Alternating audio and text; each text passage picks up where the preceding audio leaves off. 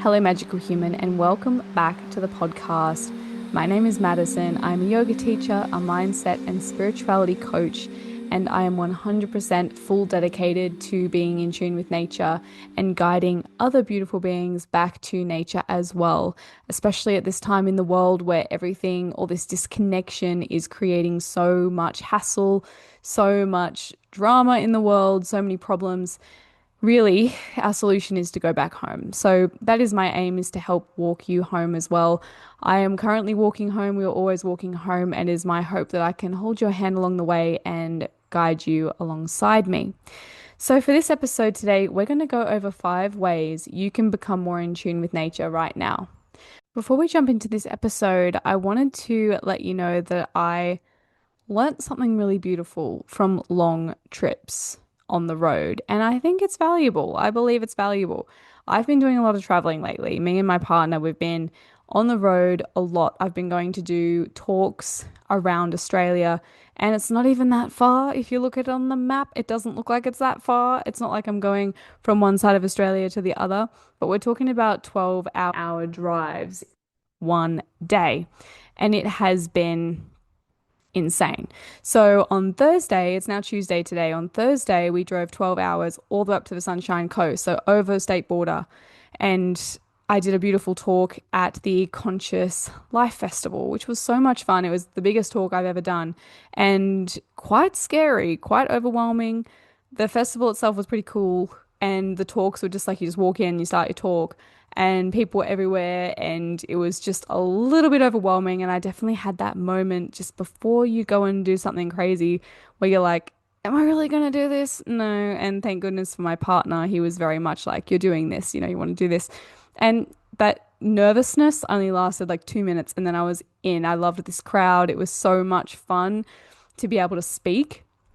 And yeah, I met some amazing people. And if you were there, I know some of you have jumped on and started listening to the podcast. Hello. So good to have actually spoken in person. I've been podcasting for over 5 years. And when I get to be in person speaking, it is just phenomenal. It feels unreal, even though I do podcasting, and it's so much fun. I'm literally like, I'm doing a video podcast right now. I'm just looking at myself, talking to myself. And then you hear people have listened to it later, which is great, but it can be really, yeah, lonely at times. And when you actually get in front of, so many people, it's like, wow, okay, this is insane. So I did a great talk, and it was so much fun.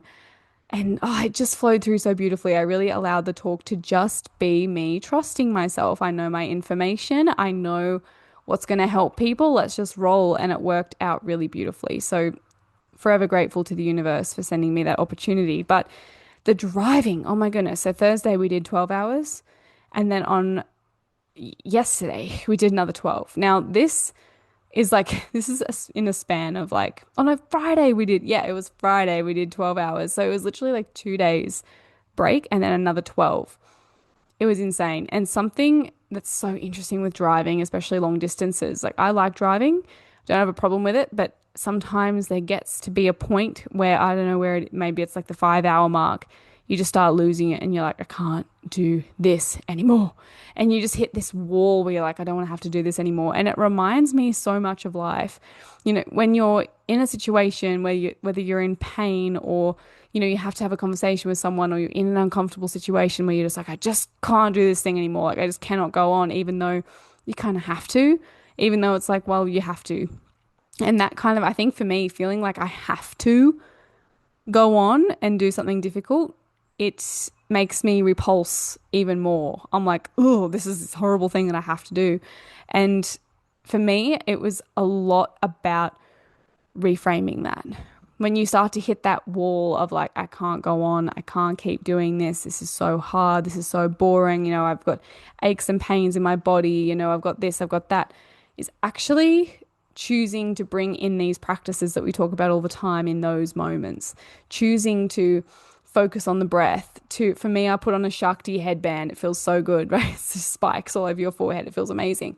Like actually just getting out of the car, doing a downward dog, doing 5 minutes meditation, and just affirming, smiling, and just kind of even get out of the car and just shake it off a little bit. The thing with car trips and the reason it starts to feel so horrible is because you are so stationary and so still, and we're just not made for that. So if you can get out of the seat, jump around, do a cartwheel, do a handstand, do a downward dog, do something to kind of shake off the body, you're going to find your energy is rejuvenated because you've got to get that river of life moving. So it was just so amazing. I feel like I even said to my partner when we were almost home, I just said, it's so weird, but I feel like driving and these long stints of driving is actually making me a stronger person because it's just something, it seems like it's not a big deal, but 12 hours in one day is massive. It's massive, especially when you don't know where you're going and you're just listening to maps the whole way and it's a lot. And when you get on those roads, for me, the worst thing is when you get on a long straight road and it says continue for 400 kilometers and you're like, oh my God, it's 4 hours without even a turn to interest me. Like it's just so difficult and you notice yourself going in and out of concentration and it really does make you a stronger person. Full respect for truck drivers. That is insane kind of stints. I really do think it can be something that either really destroys you or something that teaches you something about your body and about your mind. So phenomenal stuff. But if you're in a situation ever where you feel like you can't go on, it's okay to take a break. It's okay to ease off for a second, but believe in yourself and bring in your practices then. Yes, I can do this, positive affirmations, all of those things, because it is so valuable. Just going to stop this. I don't know what this looks like on the camera. If you're listening to this, it looks like orange juice, I guess. It looks like orange juice with a bit of oomph to it. This is natural electrolytes that you can make at home. And I found it from, I don't know how to say it. I don't know if it's Gabba, Gabba, I don't know, Homestead. I'll tag her below. She's an incredible Instagram account. Absolutely love her. I'll tag it below. I don't know where she got it from, if she made it up. It's freaking awesome. It's made me feel so good. I'm going to even put the recipe below for you because you will love it. It's so simple and it feels so good. Give it a try. Check out the account that I tag below because she's just phenomenal. I love it when Instagram gives you something and you try it and it works and it's like, yes, this is awesome. So, highly recommend. It is absolutely delicious and I've never felt more freaking hydrated ever. I, it's just amazing. I'm in this era of letting go of all these things that are not natural. And it's so funny when you've been buying electrolytes for years, like, look at me drinking electrolytes, and then you realize you're drinking blackcurrant electrolytes and they don't even put the ingredients on the back and it tastes like sugar. And it's like, what is this? And then when you make it yourself and you realize that nature provides and you don't have to buy artificial electrolytes, it's a constant period of awakening, this return to nature. It really is. And you just realize over and over again, like, wow, I'm so disconnected, and it's good because you just keep taking baby steps and it just feels so good. So, wherever you are at in your journey, and this episode today is definitely going to maybe make you think of things you haven't thought of before. Baby steps. You don't have to be perfect. You'll never be perfect. Just one step at a time. Each step makes a huge difference. Let's jump in. 5 ways you can become more in tune with nature. Number one, we're going to go over a tip for the physical body, a way you can come more in tune with nature in reference to the physical body. So, what you can do for your physical body is start to check what's going in your body, what's going on your body, and what's going around your body. Start to become a label nerd. Start to look into things. Your body has to obviously deal with everything you put in it. It has to deal with everything you put on it, creams, cleansers, clothes, and it has to deal with the things you put around it, as in poison in the air, chemicals that you spray to clean your bathroom, or whatever it is, It has to deal with all those things and more. So we want those things to be as low tox as possible. And right now we're living in a world where people will eat junk food, eat crazy amounts of sugar, chocolate, drink alcohol, drink coffee, all these things, eat the same old boring meal that probably came from the same old boring supermarket. And then you're wearing clothes that have got, plastic in them and all kinds of toxic dyes and things like that.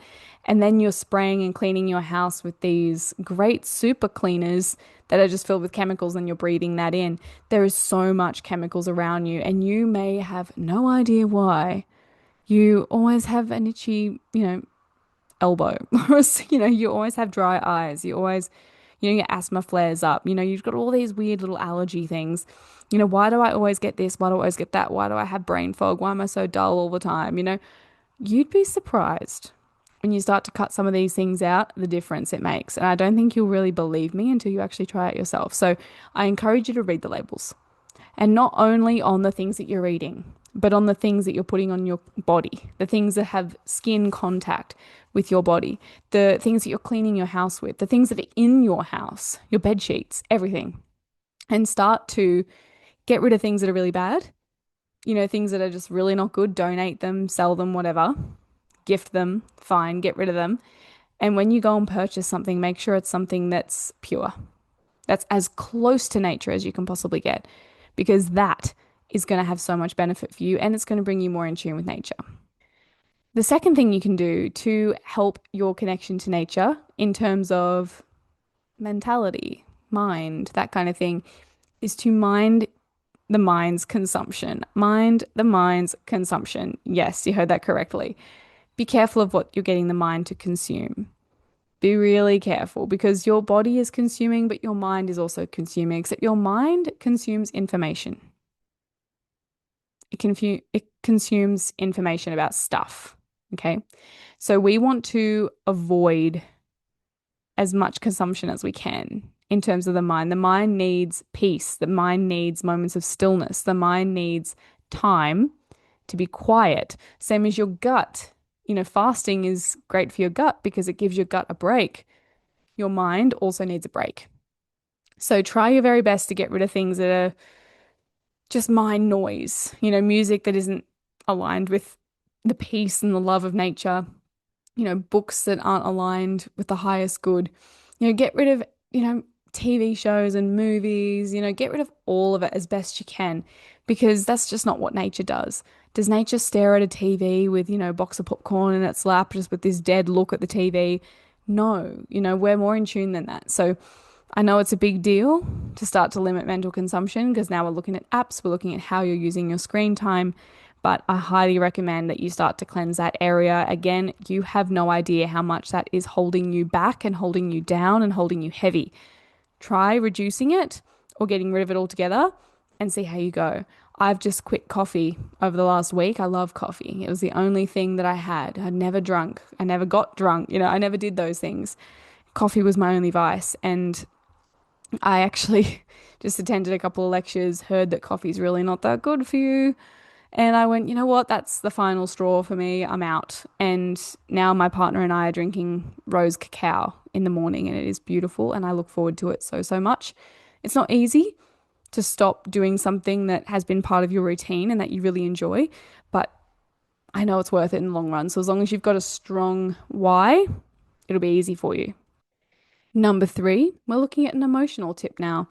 And that one is to allow yourself to feel all the feelings that are available to you as a human being. All of the feelings you can feel are natural. They all come from nature.